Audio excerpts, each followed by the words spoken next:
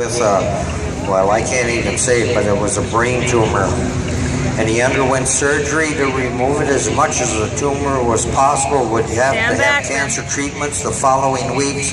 He is a son of Dave and Gail McLean and is a vagrant ever at the Schabel Lutheran Church.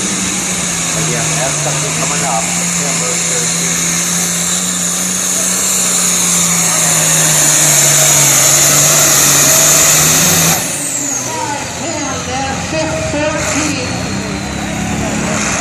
In at number 314, 4.68. 314, 4.68.